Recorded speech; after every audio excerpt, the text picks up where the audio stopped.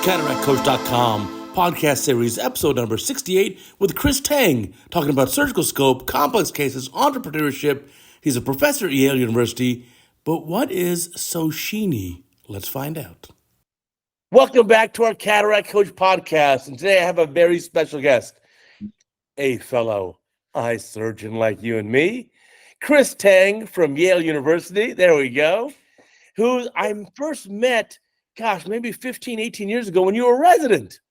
Chris, welcome to our podcast. I have so many questions to ask you because we're going to talk about your incredible journey of the MBA later in your career and entrepreneurship. I love it. It's such an honor for me to be here. I'm such a huge fan of yours. As you said, we met 15 to 18 years ago when you first came to NYU when I was a third-year resident, and you gave grand rounds, and you made such an amazing impression on me. So it's just such an honor for me to be here. Yeah, it was a pleasure. I travel still now a lot, and anytime I go speak in university, it's just a pleasure for me to be in front of young residents. So much so that, as you know, my routine is, if for a resident program, I donate my honorarium back to their residents. Yes. And I remember you gave such an amazing cataract talk there, and you went in front of us and you said that you're going to donate the honorarium to the person who finishes number one on their OCAPs. Right. And I didn't win it, but what I did do was I was so inspired by you.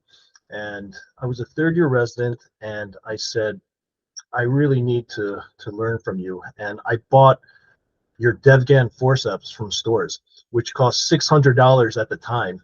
Oh. And I bought it with a 50% resident discount for $300, which is no small amount of money. But those forceps are so amazing. And I took it out of my tray in honor of being here tonight. Oh, my goodness. You. And here it is, the Devgan forceps, just such a beautiful design. It's got this beautiful curve to it, and it's got the capsulorhexis markings, and it's got a square handle, which is amazing because circular handles spin too much in your fingertips. Right. So the square edge really adds so much, and I love it. And I brought it here to bless our podcast tonight. Oh, thank you. Well, the funny part is I designed those when I was 32 years old, and I just wanted to design the instruments that made sense to me. So I wanted the capsulorhexis forceps to be cross-action, so when you open them, it wouldn't gape the wound. I wanted the arms to be very thin and curved, appropriately kind of mimicking the capsule. I wanted the tip to be sharp, and then I wanted them marked off at 2.5 and 5 millimeters from the tip, so that when I get the rexes done, I can always tell the radius and the diameter of the rexes. And they're made of titanium also that are anodized blue, so they never rust or they never go bad. Now, being a 32-year-old, I was dumber than a bucket of rocks. Arguably, still am. And Bausch & Lomb, or Stores Instruments at the time, said, hey, you know what? We'll give you a few free copies of this if there are no royalties. And I'm like, okay, no one's going to buy it anyway. I'm a 32-year-old, numbskull. I'll take the free instruments. Nice. And then the nice part was, though, that they really promoted them because they thought they were good instruments, but also they didn't have to pay royalties. So I still don't get any royalties from those instruments. Wow. But I'm happy to see other people enjoying what I thought at the time would be great instruments. Yeah, and this has lasted the test of time. This thing looks just like brand new, and I've had it since I was a 30 resident in 2008. So here it is. Wow. I took it out. I put it in the tray. All my residents use it. When it shows up in the tray, I said, I bought this. These are the Devgan forceps, original. And it was just so inspirational for me to be there that day. And then the second time I met you was at a meeting, and I said, can you teach me how to make a capsulorhexis when you start with the forceps? At that time, you were posting your videos on YouTube, and you taught me how to do that by poking down in the middle with the sharp forceps, or opening it and then grabbing it with the left side if you're a righty, and then you can turn to the right if you're a righty. So you just cut straight or you pull up, and you taught me that as well. So thank you. When I was a kid, young kid, 6, 7, 8 years old, 10 years old, I'm helping my dad. My dad always liked Sears Craftsman instruments, because back then in the 1970s, those were made in America and they had a lifetime warranty. So much so, you found out somewhere in the junkyard an old Sears Craftsman screwdriver that was all rusted and bent and broken. You take it to Sears, they give you a brand new one. It's a lifetime warranty, no questions asked. So I designed these instruments out of titanium to last for your entire career. Now, obviously, in the modern day era, and that's apparently a dumb business decision. Everything should be like single use, so I keep getting paid basically a recurring fee. But then you know what? Honestly, it's the instrument I wish I had. And so I kind of a little old-fashioned in the thinking, but it's what makes sense to me. Well, they're amazing. The sustainability gods have come your way, so these have lasted the test of time. So much better than disposable, one use and off. So we got to cut down on our wastage these days. That's a really good point. And you see more of this now in the academy and the ASCRS about sustainability. Because I look at my own service center in Beverly Hills, and it's one giant hefty trash bag per case that I do. Yeah. That's just a lot of trash.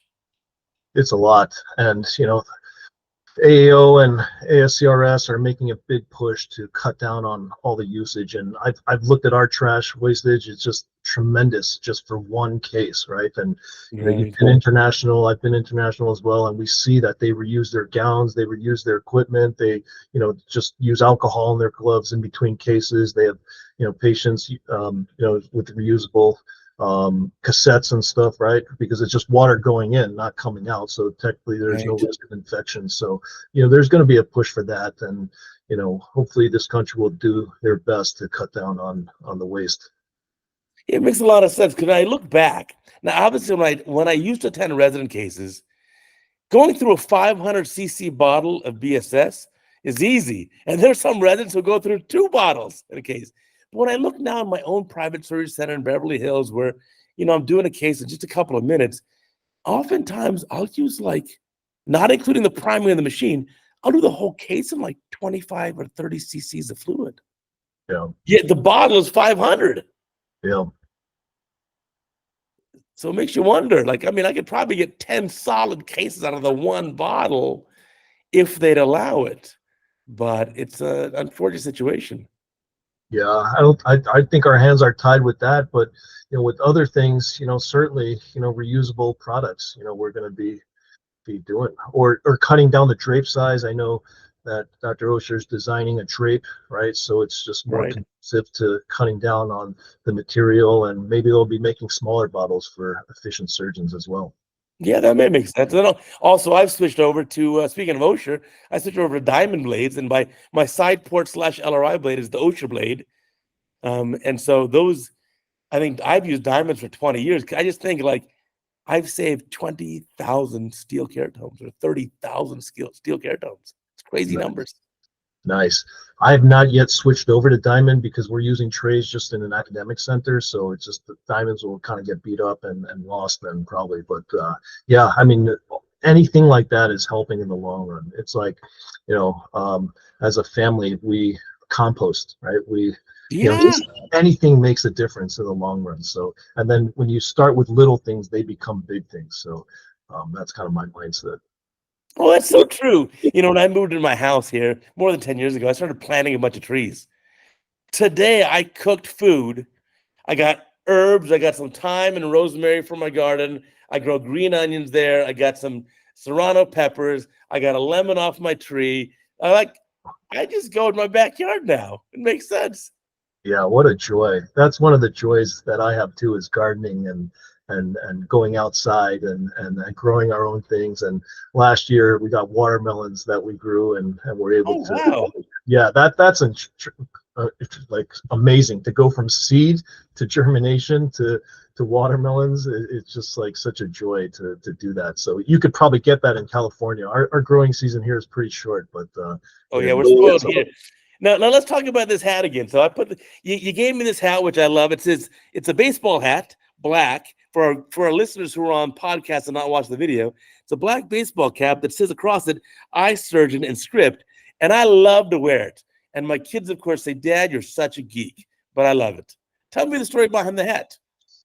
Oh yeah, thanks. So, oh man, the hat's part of my entrepreneurial type of journey, and I made this because I'm a member of the Surgical Scope Fund for the American Academy of Ophthalmology, and I became a member because I'm part of the Connecticut Society of Eye Physicians, and they put me up for the American Academy of Ophthalmology Leadership Development Program, which is an amazing program that brings people in state societies and specialty societies from around the country and brings them together for leadership development with the Academy. And it's because they were having dwindling leadership, people stepping up for leadership positions in state societies. So Deb Osborne, who you know really well, pulled me up from Connecticut, and I was able to get a spot there in 2019. So I did that program, and it was just such an amazing program. I met so many amazing people, and then from that program begets opportunities within American Academy of Ophthalmology, leadership positions and committees and stuff. So I got onto the Surgical Scope Fund because that's one of the things that I really, value is surgery by surgeons, right? There's a large push for other specialty like optometrists to get surgical and laser privileges of that sort. So Surgical Scope Fund is about the group advocating for state societies to advocate for patients and patient safety. So I was on that committee, and we were ideating on ways that we could fundraise for Surgical Scope Fund to get doctors to donate. So I said, why don't we make some really cool branded swag that says eye surgeon on it? Just something so simple, right? It could have been ophthalmologist, but we know ophthalmology is like a really cumbersome word. But I came up with this thing. I still can't spell it. I still can't spell it. Exactly. It's just so complex, right, for people to spell, and Right. it gets confusing for lay people as well. So I said, what are we? Well, we're eye surgeons. So why don't I put that on a hat? So I take that, and this is one of the later iterations, but the first iteration was with lobster font on a blue hat that just simply said eye surgeon, and it became so popular at the academy level. And if you're an eye surgeon, how could you not want one of these, right? And I love it. I designed it really nicely where it's got that trucker vibe, right? So it's not super formal, and it's got that Velcro in the back, and it's just really light to go outside with, whether you're playing tennis or pickleball or fishing or just walking outside. And who doesn't want to be branded as an eye surgeon when you are an eye surgeon? So it took off at the academy level, and now we have that every year at the Surgical Scope Fund booth. But that's really been like an important part of my ophthalmology journey as I advanced through these years of just being part of the Surgical Scope Fund and advocating for ophthalmologists and eye surgeons and for patients and for patient safety. Well, now tell me, where have we come from in the last, let's say, 10, 15 years in terms of surgery by surgeons, and where are we going in the next 10 years? Well, it's a really important point because there are certain states, I don't know how many, where optometrists do have laser privileges. And in 2023 alone, that there were 11 states where there were optometry surgical bills going on. And in 2024, they told me that there's 14 states this year with surgery legislation. But the good thing for ophthalmology is that ophthalmologists have really rallied around this cause. They have a 91% win rate in ophthalmologists. They recently derailed an initiative in New Hampshire just this past month, actually. So they've successfully derailed 9 states this year in 2024, actually. So, ophthalmology is doing really well because I think patients and legislators, they know that ophthalmology surgery is not easy. Like, we've done so many cases and have seen so many various things to I mean, as an attending at UCLA for 22 years, the complicated things that we see, right? So I think patients deserve the best, and that's why ophthalmologists have really stepped up to this cause. No, it makes a lot of sense. I mean, sometimes I think like you're fighting for for the non-physicians, non-MDs, non-DOs. You're fighting to get some sort of privileges, like to do these procedures. Do you know how humbling these procedures are? If you go to CataractCoach.com, you look at those videos. Every week we have a complication video. It is so humbling. I always say cataract surgery takes let's say 5 to 10 years to learn, but a lifetime to master. I still haven't mastered it. Yeah, me neither. That's the crazy part. And then also to fight for privileges that sometimes don't make sense to me. Like, okay, you want to do YAG laser capsulotomies?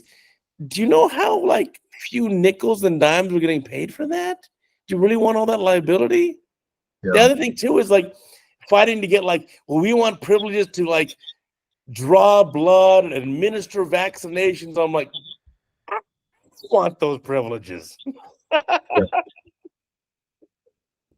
It's tough. It's tough. Yeah. I mean, I see complications, difficult cases, doing resident cases. I mean, I tell my residents the cataract's like a box of chocolates. You don't know what you're going to get. You visualize what is at the slit lamp, right? But then what is it actually when you're doing the case, right? Now you're having a 3+ nucleus that's got zonular dehiscence and various things like that. So just so difficult, but it's just so fun too. So at the same time, right? Right. I mean, but every time I think I'm such a good surgeon, I'll go to the OR and I'll get this case, and you start, and you're like, oh God, that capsule's wrinkly. And then the patient who's just under a very light anesthesia, hey, did you ever get hit in the eye? No, no trauma. How about an airbag? Oh yeah, last year I had a really bad car accident. Thanks for telling me. Yeah, right. Or iris is popping out of the wound. There's positive pressure. We're doing these complex glaucoma cataracts, as I call them, which tend to be a little bit more difficult. So we're seeing all these various types of things that are coming at you in real time. But that's what I talk about the residents and fellows a lot, is the power of visualization, right? Going in before cases, whether it's a week before, the night before, the day before, the morning of, or right before the case, right? We got to put all these preparation, watching Cataract Coach, watching your videos, right? So then when the situation arises, you can give feedback real time and do the thing that needs to be done in order for the case to go well. Well, it's amazing you mentioned that, because even now, my big OR day is Monday. I like Monday ORs. So Sunday evenings, I have dinner, go for a little walk in my neighborhood, and then I come home, and the last thing I do before I go to bed is I look at the lineup for the next day, the surgical lineup, and for the few tough cases in the schedule, I kind of play them through my head like, okay, here's the game plan. Here's what I want to do. I got to do an IOL exchange. They've already been yagged, and they've got a little capsule fibrosis. Here's what I want to try to do. I kind of make a game plan, and I'll go to bed thinking about those cases. So it's exactly what you said, is to visualize it ahead of time. It makes it so much easier. And of course, there'll be curveballs that come your way, but as long as you visualize and prepare, most of the time things go well. And I love sports so much, and I use a lot of these sports analogies, and preparation is key. I mean, athletes, even if they're the best players in the world, they're getting coaching, they're going through watching videos, they're going through game planning, right? And the mantras are so true, which is proper preparation prevents poor performance. That was something that was drilled on us at New York Guy and NYU, where I trained. If you fail to prepare, you prepare to fail. Those things become so true, right?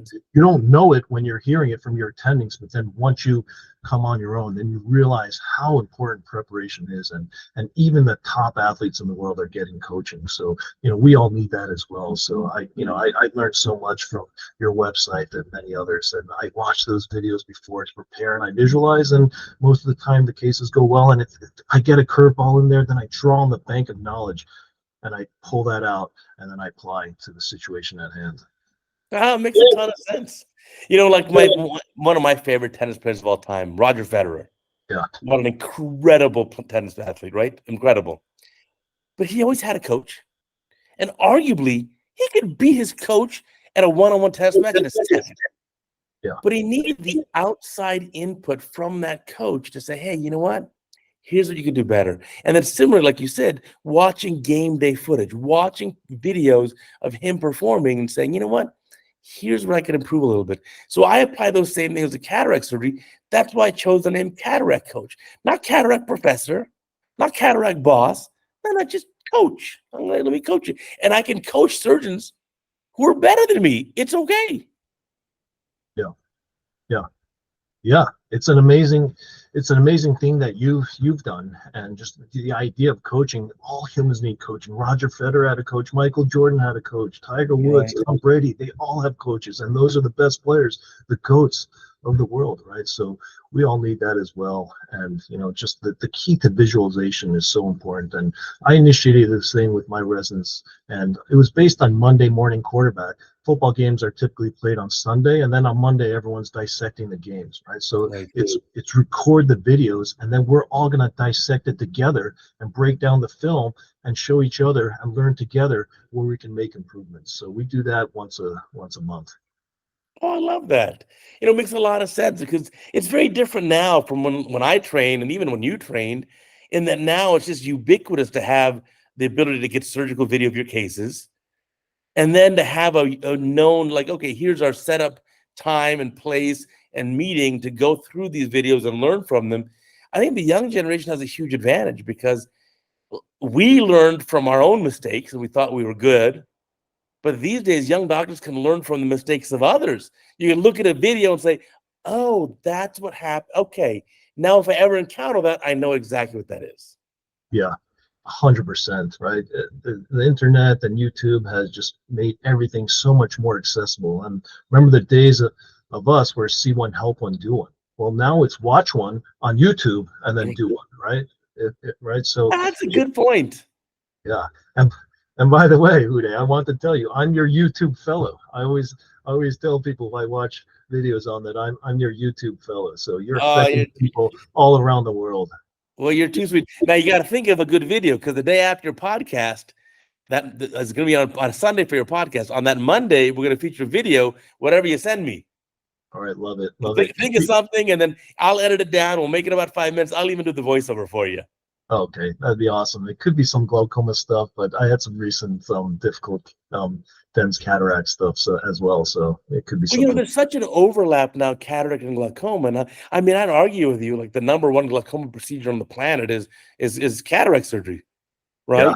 Because it lowers the pressure. And now MIGS is certainly, the volume of MIGS is way more than the volume of tubes and trabs.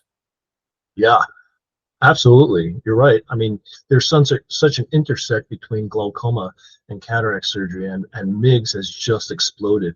That's one of the research projects I'm working on with one of the students here, actually. And the MIGS, percentage of MIGS, eye stents comprise probably almost 50% of the glaucoma surgical market.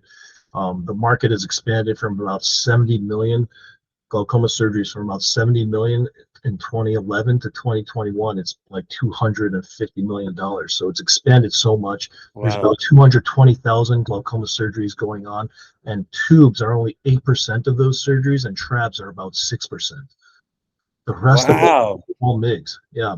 Eye stents are 47%.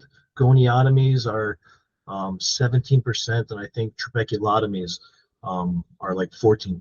So MIGS is comprising all of that. And there's such an intersect between glaucoma and cataracts. And I agree with you. Cataract surgery, they showed that years ago, that removing the cataract decreases intraocular pressure.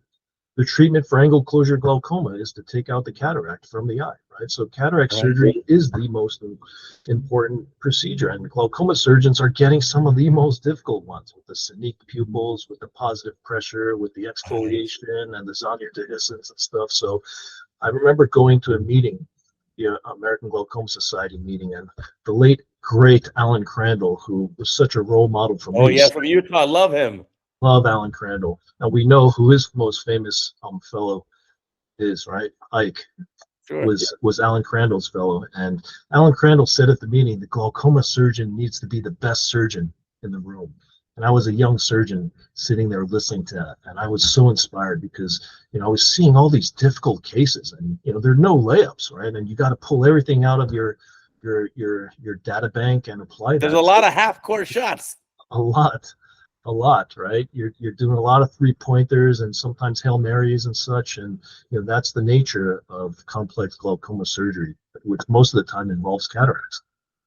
Yeah, some of our younger listeners may not even realize that it wasn't always this way. And so, if you look back 25, when I was a resident in the late 90s, I finished residency in 2000.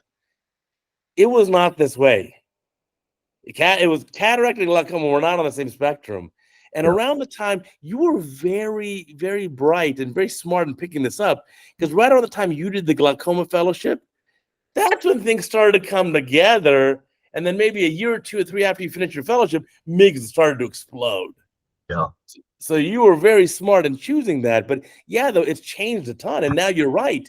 Like one of my best residents of all time, Gio Campagna, who's a UCLA resident, who's an amazing resident. One of the best out of 20 years. Is just now this month finishing a glaucoma fellowship in Wash U with Arsham Shabani and the crew there. Awesome. What an incredible surgeon. He sends me videos, which I probably feature 10 of his videos on Cataract Coach. The skill set blows my mind. So I think these days, probably a lot of the really, truly amazing cataract surgeons that I have seen videos of are glaucoma specialists. It's amazing. Arsham's a legend. He's one of the best. You know, he's pushing it at the glaucoma MIGS level, complex cataract level, and so much respect for him. Yeah, no, it's just amazing. But I think, yeah, that's where it's come. Now it's like, okay, I see a patient with a look. You look at the patient, bad pseudo X. You can see the AC depth is 1.5 millimeters until you lie them supine in the exam chair and you put that indirect on. You're like, oh, now the AC depth is 3.5 millimeters. Yeah. And then you look back there, they dilate to about 2.5 to 3 millimeters. It's a dense cataract. You look back there, their nerve looks pretty much cupped out. Their pressure is 28. And I'm just like, you know what? Let me send this one to my glaucoma buddies. Yeah, love it. Love it. In those patients, I love atropine. Atropine becomes my friend, and So tell me, what's your approach then? Because I'm not a glaucoma specialist. I can barely spell glaucoma. But what's your approach? Kind of the case I described. Let's say 88-year-old patient, bad pseudo X, pretty small, 3 millimeter pupils, the max dilation you get in the clinic. The normal axial length of 23.5 millimeters, normal Ks. When you see him in the slit lamp, the AC depth is 1.5 millimeters, but you lay him back in the exam chair, and now their AC is deep. So that whole lens iris diaphragm is really bouncy and weak. So what's your approach to this case other than to refer it? Because I'm referring it to you. Yeah. You're going to be in for a real pickle when you get those cases. Right. I mean, atropine is my most favorite drop in ophthalmology. Do you have a favorite drop, by the way? No, I'm learning from you. So atropine, so when do you give it? I use that so much to prevent hypotony, right? Atropine is one drop in the, obviously there's candidates for favorite drops, right? It could be atropine, it could be steroids, it could be antibiotics, but I knocked antibiotics off because they're one-dimensional. Steroids are the next favorite drop because it does healing, right? Yeah. It does inflammation, right? Prevention, right? Steroids you give for everything, but atropine is so multifaceted. There's so many amazing things about atropine, from stabilizing the blood aqueous barrier, from pulling the lens iris diaphragm back, from dilating the pupil, from preventing synechiae to preventing photophobia, right? Especially post-glaucoma surgeries such as trabeculectomy to prevent hypotony and to prevent choroidals and stuff. After you do glaucoma surgeries and you have hypotony, there's few things that you can do to raise the pressure, right? There's basically just viscoelastic injection at the slit lamp, right? Right. The other thing you do is atropine, right? Because it pulls everything back and it prevents the eye from imploding.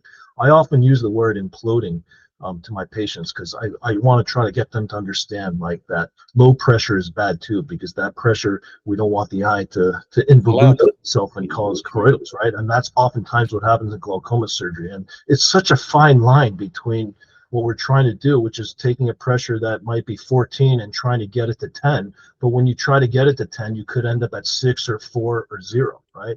Mm-hmm. That's the difficulty with glaucoma surgery. And I say this to patients, I can't just turn a knob and dial it to a pressure of 6, right? If we're going to go for a pressure of 6 or 8, we could end up with a pressure of 0, and there could be a lot of heartache. Right. That's why glaucoma tended not to be as popular, right? But now with the advent of MIGS and the ability to bring the pressure down to a lower level, yes, not to 10, not to 8, but to an acceptable level where the disease might progress as fast. That's why glaucoma has been so popular these days. Yeah, it's just changed a lot. It's quite an amazing field now. And it was so excited to see where it goes in the future now.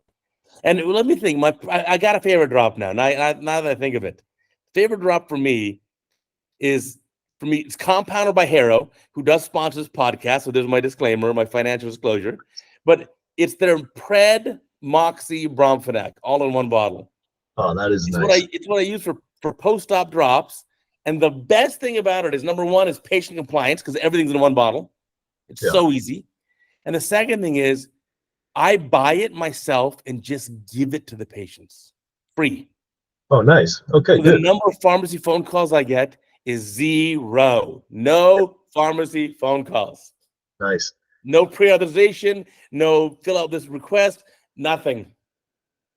That is very good. I wish I could. For that reason, I love it. We're still using 3 separate bottles after cataract surgery. We haven't moved completely to dropless. But yeah, antibiotic. I'm not doing droplets, but I'm doing one bottle with 3 meds in the one bottle, and I just use it's Yeah, Pred, Moxie, and Bromphanac in the one bottle, and I use it TID 3 times a day for 2 weeks, and then the instructions are just 1 time a day till the bottle's empty. nice, nice. That's great. And I'm a happy camper and 0 pharmacy phone calls and obviously good efficacy. You can see I dodged your question on what to do with that case nicely. Yeah, no, okay. Oh, thank you for bringing it back up. So what are you gonna do with that case? Because I'm sending it to you, and like the nerve is cupped out 0.9 plus, and the pressures are like high 20s. You got to do something. Yeah, and it's one of those cases where you make a paracentesis and maybe the iris goes completely to the wound once when you make a para, and then you know you're in for a real pickle. But Right. you're keeping it with viscoelastic. In those cases, I like to, I like to use a Malyugin ring to dilate the pupil, right? Okay. Either use that or iris hooks, and then you see if you need to hook the capsule, right? The capsulorhexis hopefully will go smoothly. If it doesn't go well and you have a lot of zonular dehiscence, that's when I say use a punctate jab kind of maneuver, right? Because when you're doing the capsulorhexis and you can see the striae because there's so much zonular dehiscence, you can't just pull at your normal speed, right? Because it's not pulling because there's no counter traction because you have zonular loss. That's when you have to use this punctate jabby type maneuver to kind of shear the capsulorhexis because you're not having a lot of counter traction with the zonules. Right. So hopefully, yeah. So you've done that many times, and hopefully you make it around in a confluent manner.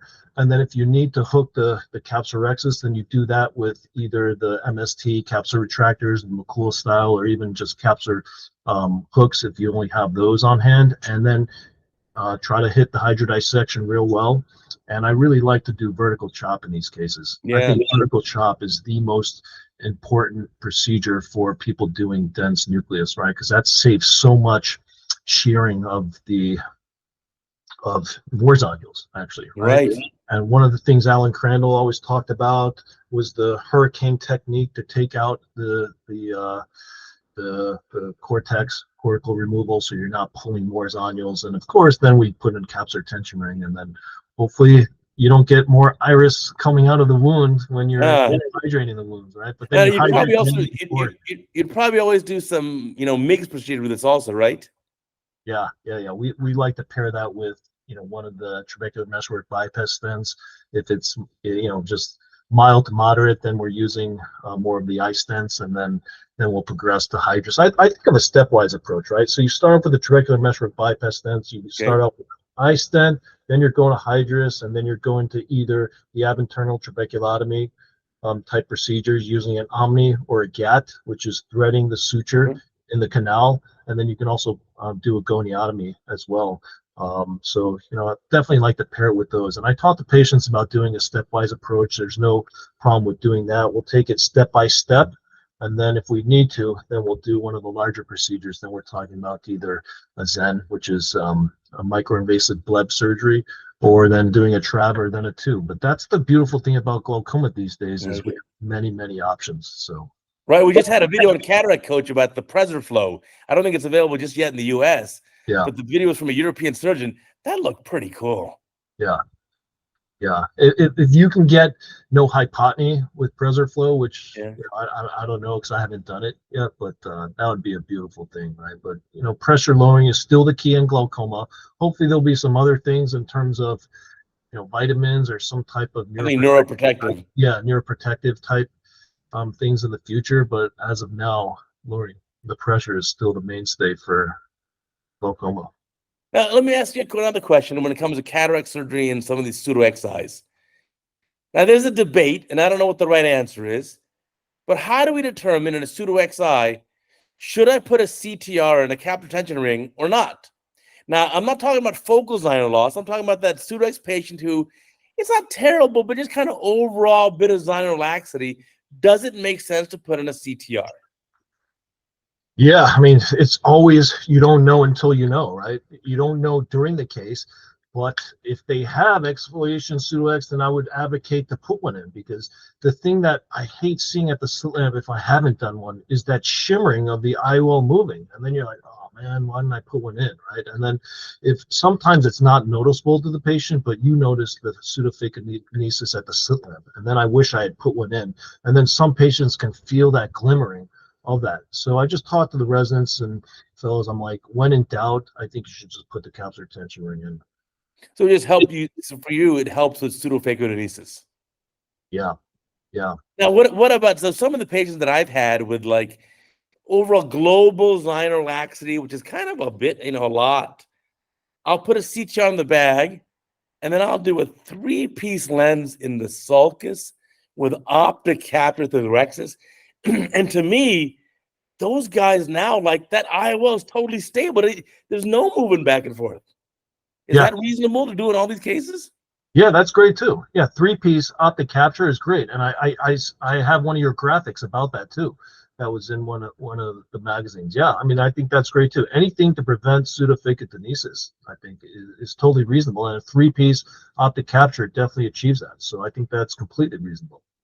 Are you seeing a lot of then, because you're a glaucoma specialist, obviously at a busy practice, do you see a lot of late kind of capsular bag plus IOL plus CTR, like the whole thing dislocating, dehiscing like 10 years, 20 years after the cataract surgery? Yeah, not full dislocations, but I did one recently that maybe I can submit for the video, and I used the McKay belt loop. It was a 3-piece. Nice.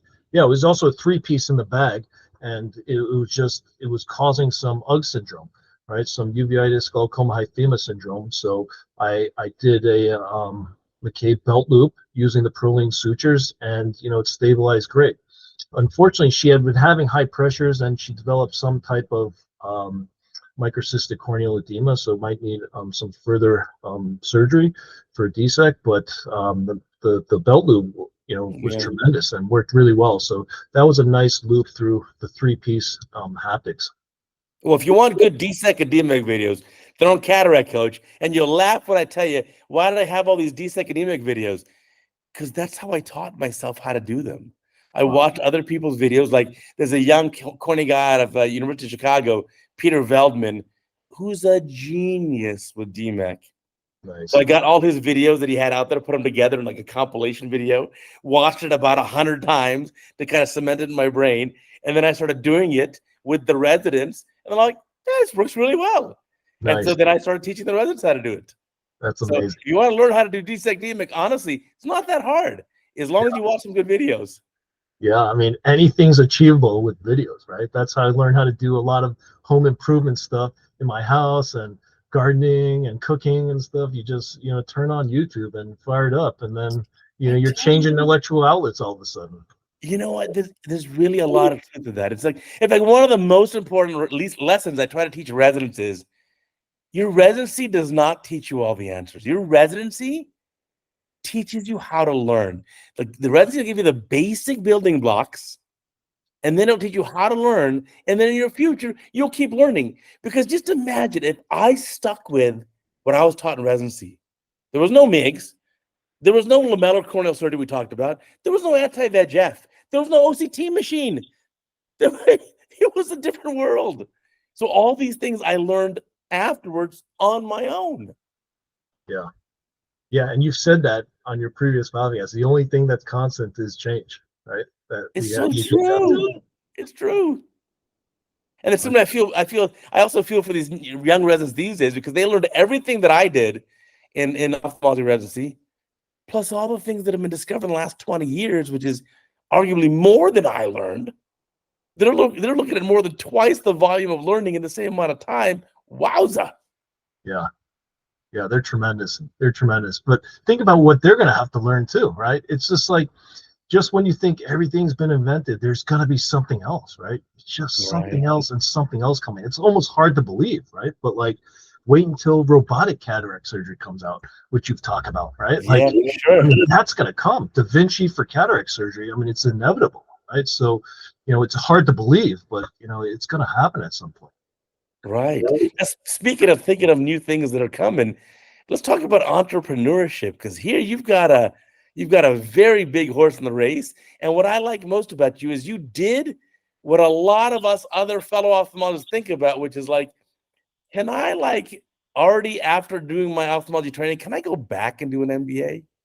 And you did a MBA from Yale. So obviously, yes, you can do it. Tell us all about that.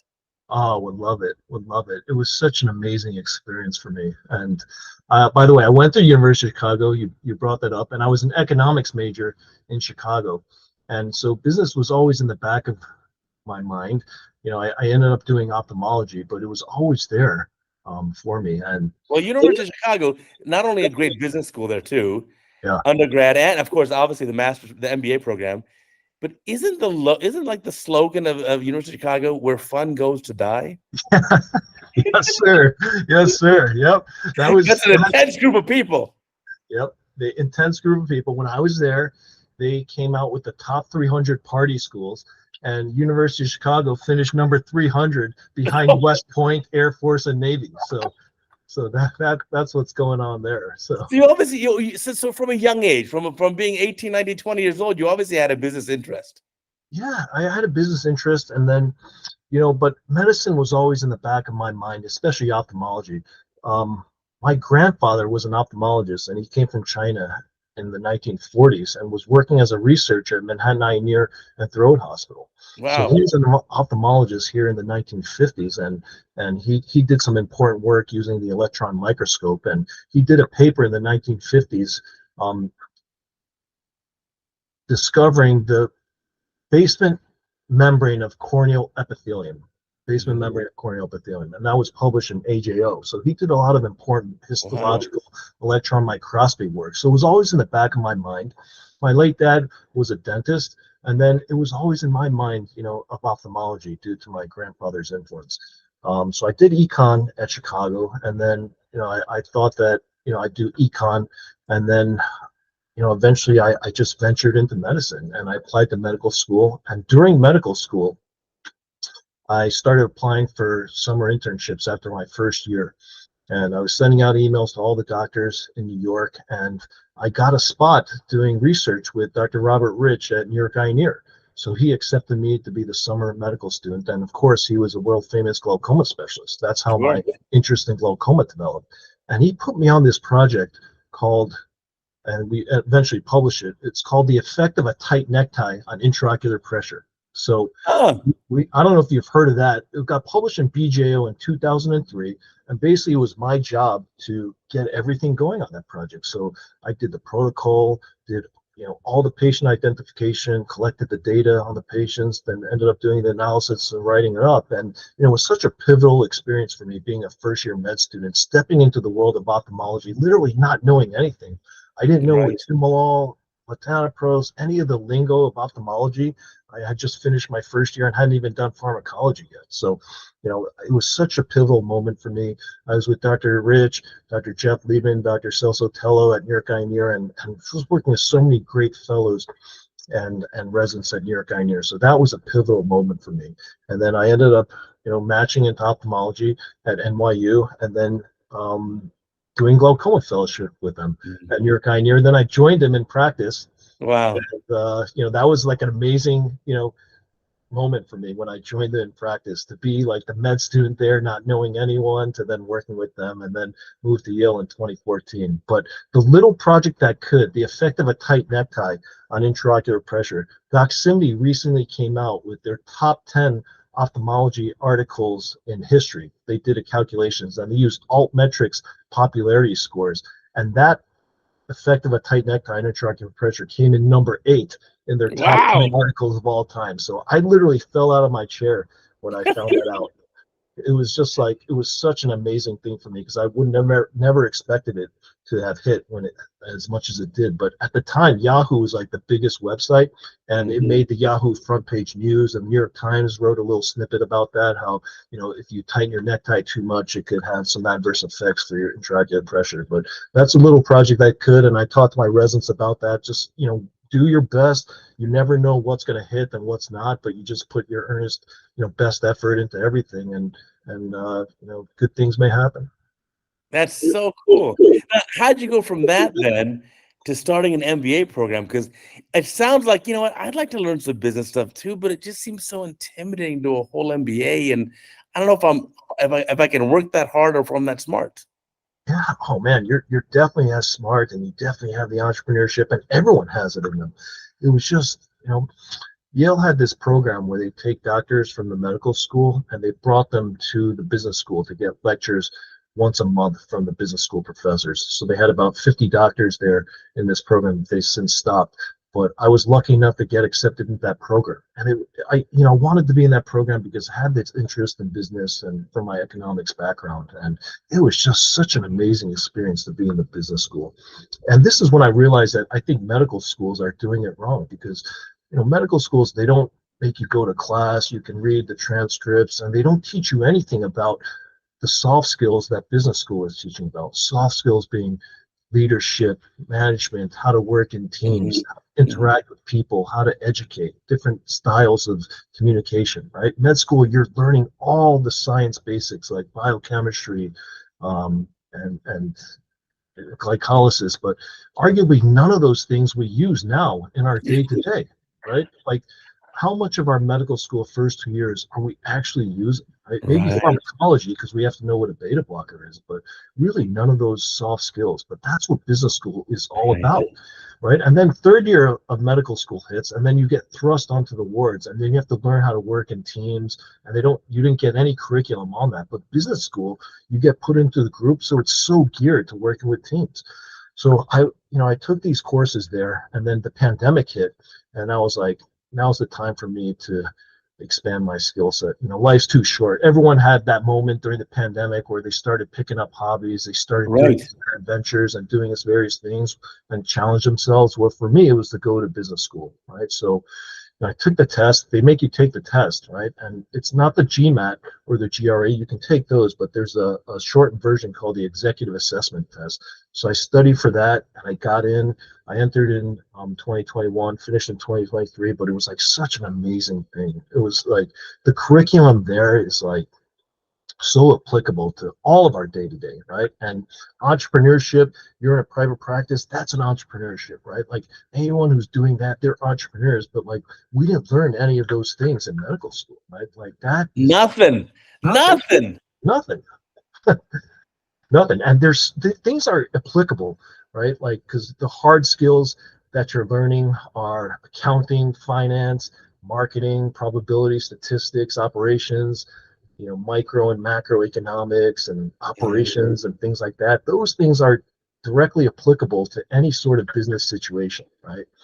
So it was good for me to get the formal training in that. And not to mention, you learn, you meet so many amazing people. Like, the professors are all amazing, and your class. Yeah, the connections you make, I hear that's the biggest thing. The network, it's just such a tremendous thing. So it's never too late for anyone to go back and do business school. I just found it so applicable and so fascinating, and I've been able to parlay that into something else that we can talk about too. No, tell me about that. So what did you parlay this into? Yeah, so one of the a few things I've been working on. One of them was I got a patent in 2022, and that was something I was working on since 2015. And it's a patent for a contact lens device where the contact lens is embedded with various layers of ultrasonic sensors. And our initial idea was to stimulate the trabecular meshwork, because we were saying, if you have like filters, which is the trabecular meshwork, and the fluid's not going through, like, imagine you have some sludgy mud on top, and then imagine that gets stimulated with ultrasound. Then all of a sudden, the sludge is going to start moving through the meshwork. So it's like we use an ultrasonic cleaner to clean our surgical instruments. Same thing. Same thing, exactly. And that was one of the things that we showed, right? Right. So resting in the water, nothing's going to happen. All of a sudden, you apply ultrasound, then the instruments get clean. Right. But we wanted to ultrasonically clean the trabecular meshwork, and we were thinking about external approaches, and then we settled on an approach using a contact lens.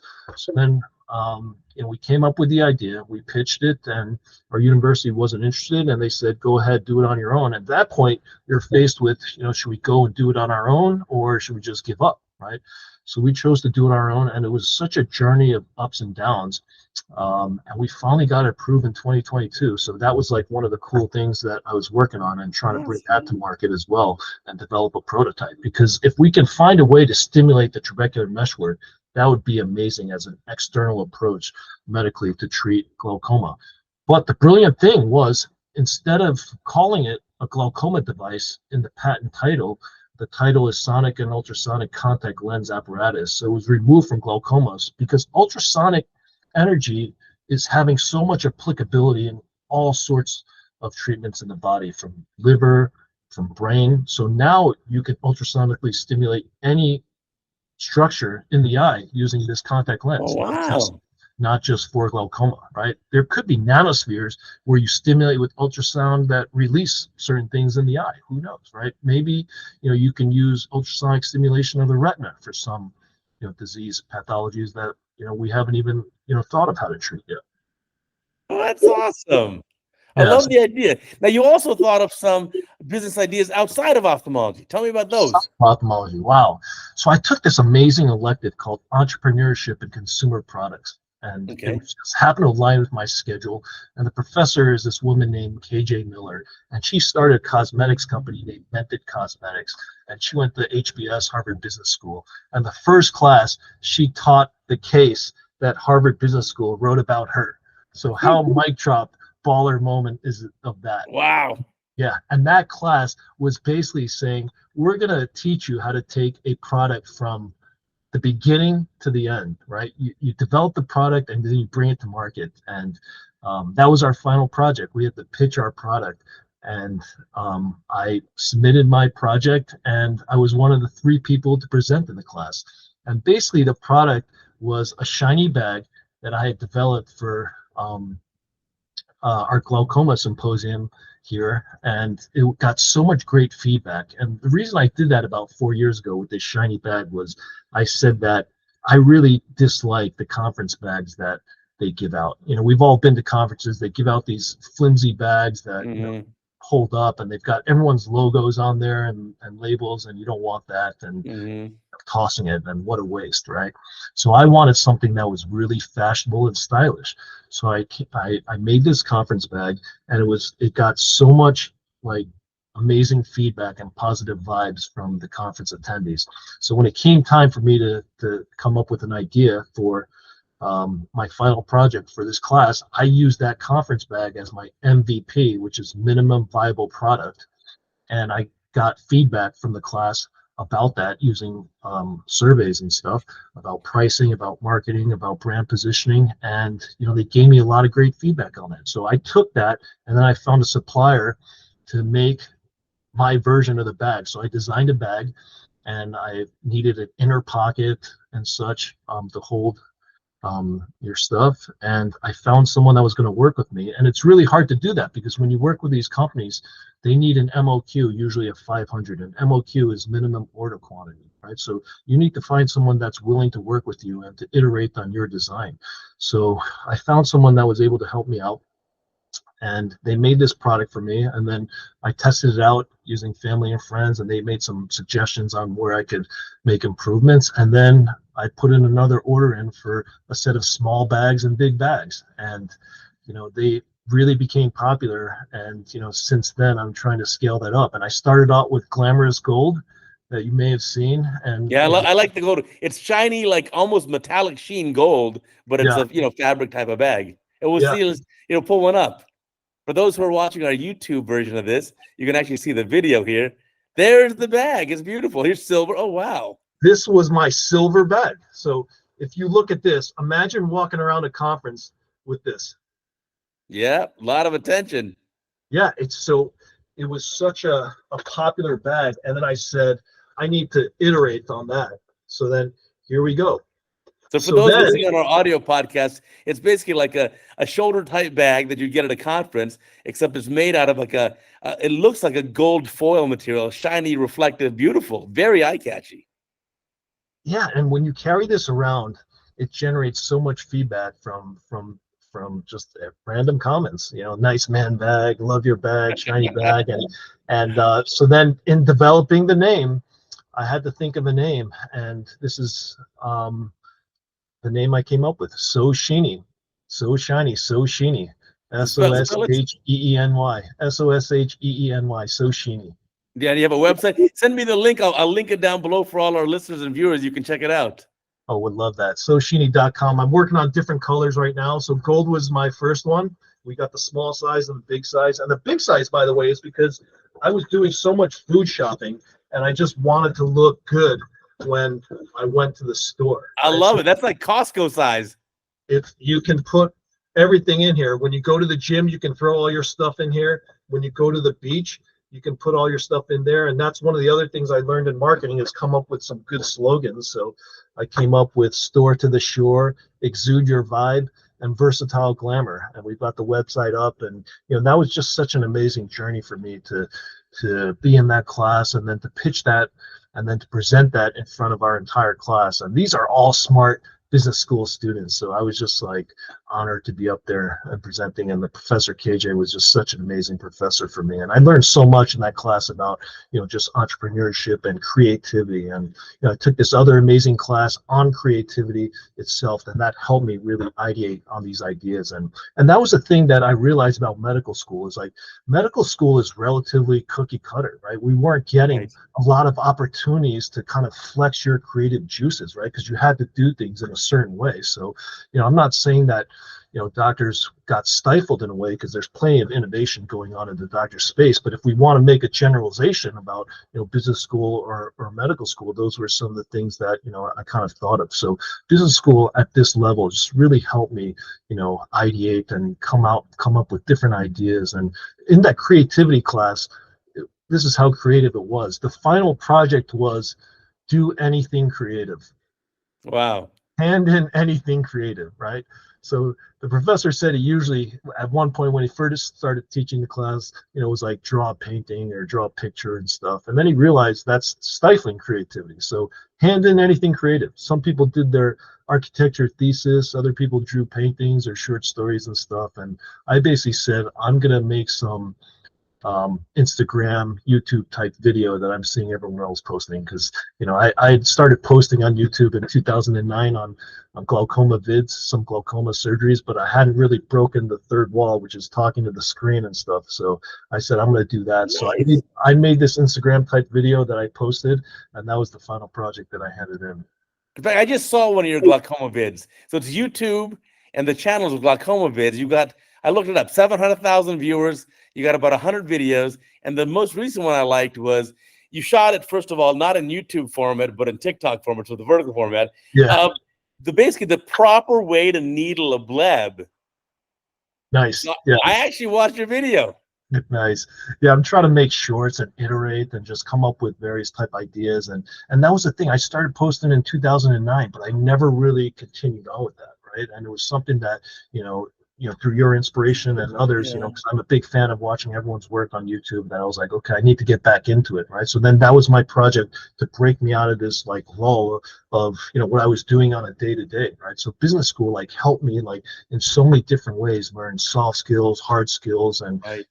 and that was one of the things that KJ said, our careers are multiverse, right? It was such a great word to use for her as, multiverse, right? I mean, we can take care of our patients on a day-to-day level. We can be great teachers to our residents, but it doesn't just have to be for that, right? Ophthalmologists, have such a long, run, right? So we can do so many things like Vinter, like comedian, like social media influencer, or other things within ophthalmology, such as advocacy or entrepreneurship or meetings or leadership positions or state societies and stuff. There's something for everyone in this field, in our field and also beyond. And that's something I've emphasized to our residents is the concept of total ophthalmology. It's encompassing all these things. It doesn't have to be just surgeries or research or clinical care. It's like everything. That's such a great point because we think of ophthalmology just like, okay, this is this fixed thing. We go to clinic, I do the OR, it's just this, but there's so much outside of that world. It's still ophthalmology. And the other thing that I realized too is that there's a role for everyone. I'd say, you know what? Leonardo DiCaprio, Brad Pitt, Jim Carrey, they're all actors, very famous actors, Tom Cruise. they don't go after the same roles. They don't have to have the same personality, the same character. They can be themselves. And so similarly, I don't have to emulate anyone else in ophthalmology. I can be my own dorky self, and that's okay. Yeah. And then I also realized that the success in social media, I also have videos on YouTube. If you look carefully, I have videos 20 years ago, in 2003 and 4, when YouTube just came out, and they're low def videos. They're kind of embarrassing to watch. And I operated with 2 left hands. But the key for success truly was just a new video every day. It's the key to all this stuff is content. And the way I think of it is like, if the New York Times comes on your desk today, and tomorrow's the same issue, and the next day the same issue, you're bored. You gotta have new content every day. And that's arguably the hardest part of it. Like, we're having fun right now, but I know after our conference call, after this podcast, I gotta crank out at least a handful of videos. So it's just like, it's constant work. Yeah, that's amazing what you've done every day. And it's the persistency and the consistency and the dedication that you have to your craft. And, your residents are so lucky, to have learned from you. And, I know we've talked and, you talk about showing up, but not just showing up on time and doing your best and being helpful. And those are mantras that I always tell my residents. Like, no matter what situation you go into, as long as you show up on time, do your best, and be helpful, usually things are going to work out your way. And, even if you're in like a unfamiliar situation, like if you're a medical student on like an away rotation, like you can quickly assess like how that doctor likes to work, and then you can add value to their clinic, right? It doesn't have to be monetary value. It can be little things. Like, we know where people can help out in our clinics, like turning off the light, cleaning the slit lamp, swinging the slit lamp back and forth, right? Like doing various things, bringing the patient in and out of the room. Like, if a med student was with me and they could quickly assess and start picking up on those things, that would be so much value added, right? So that's something I tell them, like, for my students, is just think about ways you can help and be value added to the clinic. And that goes for residents as well. Like, helping patients in and out of the bed, like following up and, making sure all the paperwork's done and calling the patient, things like that. You do those little things and it translates into big things. And then it becomes like your way, right? Because that translates into every rotation that you do, and that excellence begets other excellence. But then sometimes I think I'm just too old school. Maybe I'm such an old fart and I'm of the old generation. Like, I would tell residents in the past, hey, I'll see you tomorrow in the OR at 7 o'clock, not 7:01. And then when they'd come at 7:05, it's an issue. Yeah. But maybe this generation just doesn't think the same way. Maybe this generation says, like, what's the big deal? I put a video up on YouTube where a senior resident in the USA who's done 200 plus surgeries sends a video in for evaluation. And I thought it was really, really poor surgery.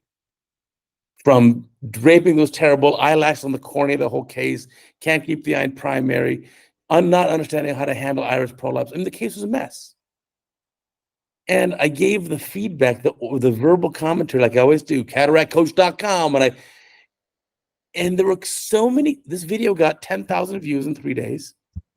And it got more than 100 comments in the first 2 days, 140 hours. And the comments were, some were like, yes, this resident has to step up their game. This is not appropriate. But some were like, you're cataract coach, you're too strict. You're being too, so much so that I left the video up, but I replaced the entire voiceover, my commentary, with a Mozart track of just music. Because I'm sick of reading the comments that I'm like too tough and too, but I always think like, that's not an appropriate surgery. How are you going to go into practice? I would not let you do that surgery to my family, to my eyes. So maybe, I don't know, maybe I'm too old school with this. Maybe the new generation is different. Maybe. But it's important to get honest feedback, right? I mean, that's important to know. Well, totally anonymous. Yeah. So I'm not picking on anyone. The person who sent me the video, I literally don't know their name, don't know their gender, don't know their age, don't know anything about them other than you're a U.S. resident on 200 FACOs, you're graduating residency in a week or two, at the end of June, here's my video. That's literally all I know. So I don't have any personal agenda, but I just like, to me, it was like wow, 4 years later, 200 cases in, this is what you've got. This is where you're at. Yeah. So it's like, but then again, maybe that's just me in the old generation. I mean, people like me, I'm older than you. I'm 50 plus now. I'm over age 50. So maybe it's just that generation where, yeah, things were strict. And as opposed to now where it's like, no, you did a good job. Here's your pat on the back and here's your participation trophy. Yeah, the feedback sandwich is a real thing, right? So that's. Oh, tell me about that. That's a funny one. I heard this recently, but please iterate it for our audience. Yeah, it's like you start off with some really nice pleasantries, then you give one, commentary, and then you say you're the greatest thing ever. So it's the you sandwich it. Yeah. So yeah. Yeah, the way I heard it was, it's a poop sandwich. There's a slice of bread of all good things, and you're so sweet, and you're so good, and you're so this, and thank you, and then a big pile of poop, and here's all the problems you have and all things you did wrong, and then you end it with the other slice of bread, which is like, oh, and you're so sweet, and you're so kind, and thank you very much. Yeah, exactly. Except the small layer of poop in the middle. And bigger bread. Yeah, exactly. Well, I don't know what the answer is anymore, so that's why I took the audio commentary off that one. I'll be far more reserved in the future now. If that's the amount of grief I'm going to get, I'm like, hello, people. Yeah. Well, at the end of the day, your videos have helped people around the world, and everyone is your YouTube fellow just because it's making such a huge impact worldwide. So congratulations to you, and that is your own entrepreneurial mindset, which is just crush it, right? So it's amazing. Yeah, it's fun. I think all ophthalmologists, in a sense, we're all kind of entrepreneurs. I mean, every ophthalmologist I've met ever has been super smart. That's why you're in ophthalmology. You're super smart. You're hardworking. And so, yeah, it's kind of normal to have that entrepreneurial spirit, at least in some regard of something. Yeah, absolutely. Absolutely. Like all the private practitioners out there, they're entrepreneurs. They're doing it, right? They're making it happen, right? For their patients, right? All the social media influencers, they're doing it, right? The comedians out there in ophthalmology, right? I mean, it's amazing. Oh, that guy is awesome. Glaucom Flecken. Yeah. Will Flannery. I would love to have him on the podcast. He is hilarious. I know. Unbelievable. Yeah. Right. They're doing it. It's just so amazing to see all the ophtopreneurs out there who are just crushing it. Yeah, I think it's in our blood, and I think it's important for us too. Listen, in the era of declining reimbursements, in the 20 plus years I've been in practice, I haven't seen the reimbursements go up once ever. Yeah. And if you want something sobering, I heard this at one of these big meetings. They were like, some ophthalmologist said when he finished his training in like 1989 or something, whatever it was, you had to do 6 cataracts to buy a base model Ford F-150 pickup truck.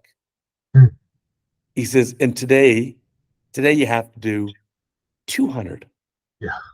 Or 160 FACOs at Medicare rates to buy a base 150, Ford 150 pickup truck, whatever the numbers were. It's crazy. It's like been devalued by a factor of well over 10, if not 20 to 1.